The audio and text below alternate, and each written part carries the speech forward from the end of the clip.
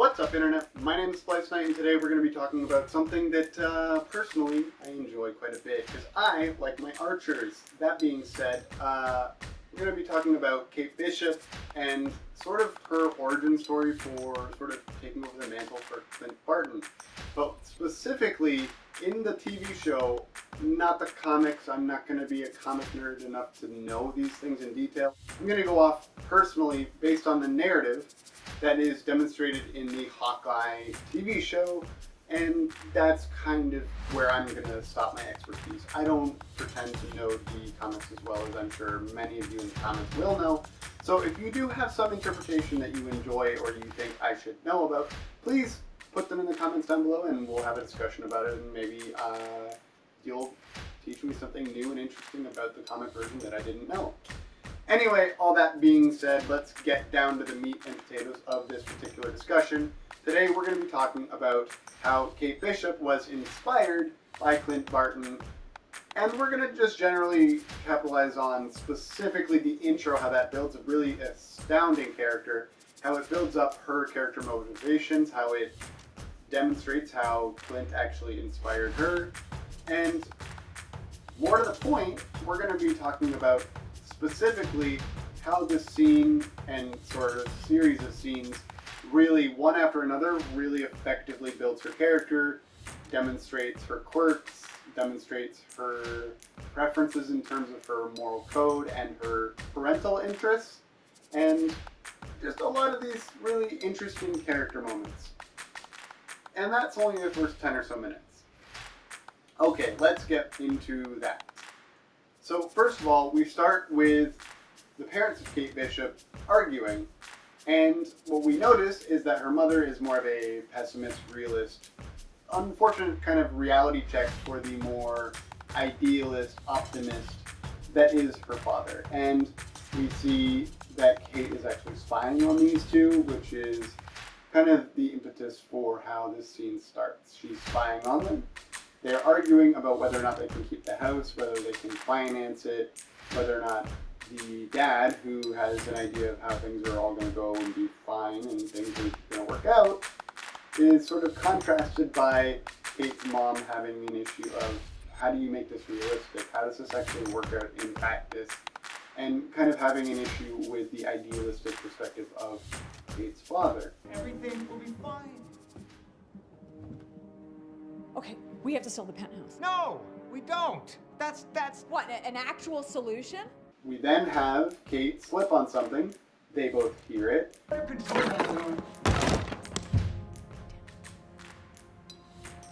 And this further demonstrates in this following interaction why Kate has a preference one way or the other, but also who she has a preference for. Do you wanna? Who are we kidding? You go. Just from a character perspective, demonstrates that obviously the father is the preferred parent, or the parent that is closer to the daughter, to see this represented there, and then to have the dad, who again is the sort of idealist character, go to Kate, talk to her about spying on them.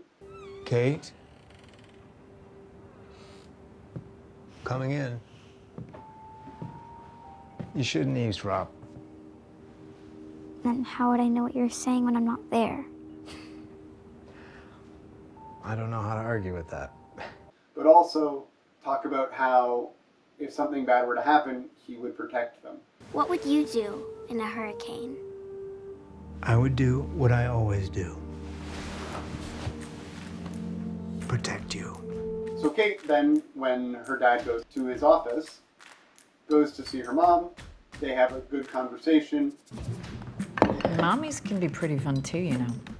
I bet you didn't know I could do this.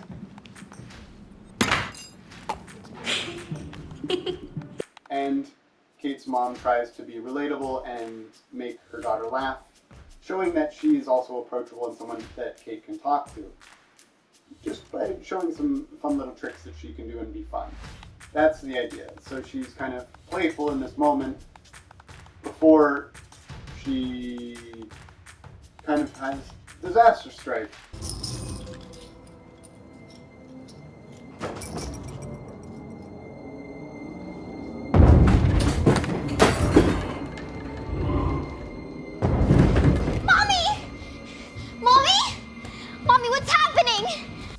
Chitauri have started making serious impacts on the actual building where they're living, and you start to see it physically. So Kate starts to run looking for her dad.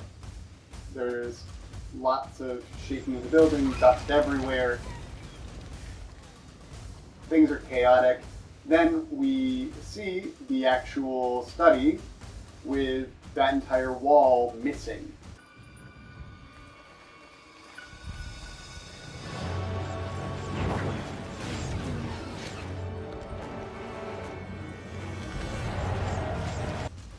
And we see a Chitauri coming towards on their hover bike scooter thing, coming towards Kate to potentially do some damage.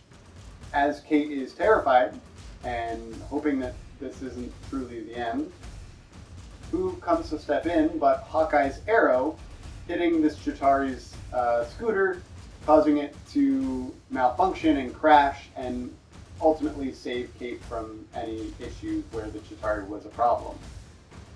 What does Kate see? The sort of silhouette of Hawkeye, Clint Barton, who had just saved her with an arrow.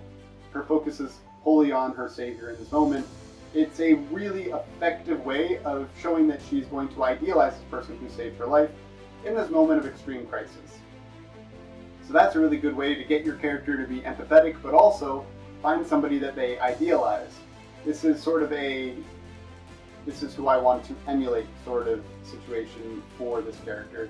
This is the person that is the most powerful in this moment and has demonstrated that they can save people. But what we then see is, of course, Clint jumping from that apartment that he's on and going to save more people. But in that moment, Kate only sees him jumping off and acting heroic and looking amazing. So she is suddenly inspired by this moment. But she's then picked up by her mom, pulled out of the crumbling apartment, and we cut to then the funeral for her father who did not make it out, which is unfortunate because the parent that she most closely relates to is now gone. And much as she loves her mom, it's not the parent she was closer with, which is obviously going to be tough to get through.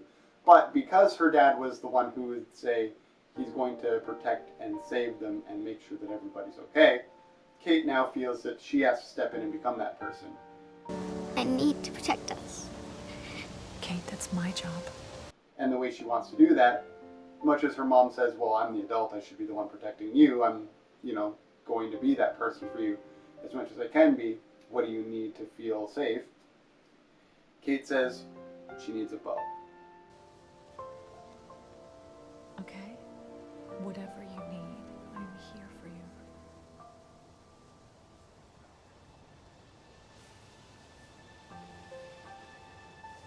I need a bow and arrow. This is a callback to the fact that Clint inspired her and demonstrated somebody who kept her safe.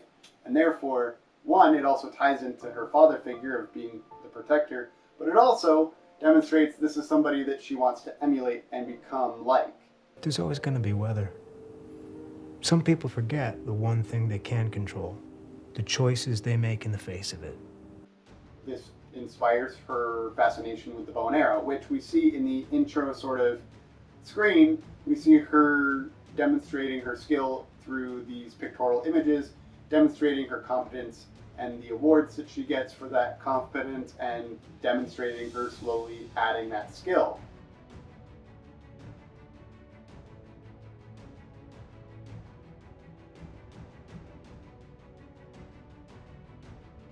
Then once the intro for Hawkeye is over, we actually see her sort of risk-taking behavior, because now she's in college, she's with her friends, she's been bet to ring the bell with her bow, so of course she decides, okay, I'm going to try that.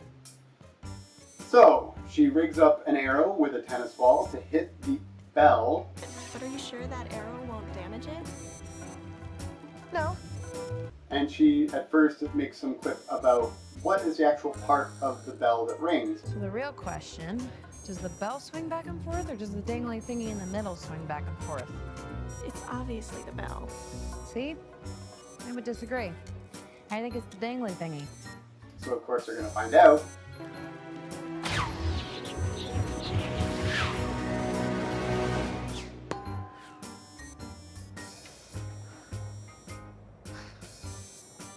That was a bit of a letdown. And she aims, she hits the bell, no sound, it bounces off, which is anticlimactic. So of course she picks up another arrow, which is sort of fancy hand rigged up. Let me just fix this. Give me a second.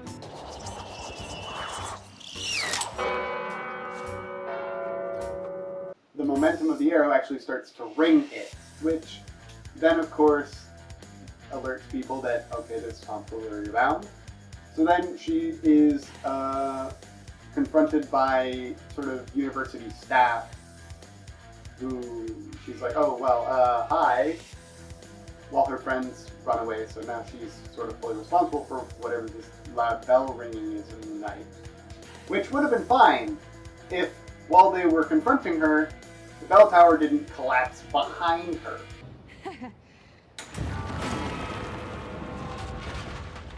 Which demonstrates that while it was kind of just a well-meaning prank, kind of a dare that she was doing just to be a risk taker, she did not expect things to go quite this awry, but at the same time, this is actually the catalyst that brings her to New York so that the story can happen, which I think is, in general, really, really efficient. It does a lot of things. It demonstrates her character, the fact she's a risk taker, the fact that she makes her own arrows, she comes up with an idea for an arrow, and that she's incredibly proficient with said arrow. All of these things, I think, do an incredible job of building her character within the first 10 minutes. All that being said, thank you so much for listening, guys. I hope I haven't droned on too long and this was kind of interesting to listen to. Tell me your thoughts in the comments, whether you agree or disagree, if you think there's more that I should be talking about, or there are elements that I included that maybe were not as relevant. Anyway, let me know, guys. Thanks for listening. My name is Splice Knight, and have a great one.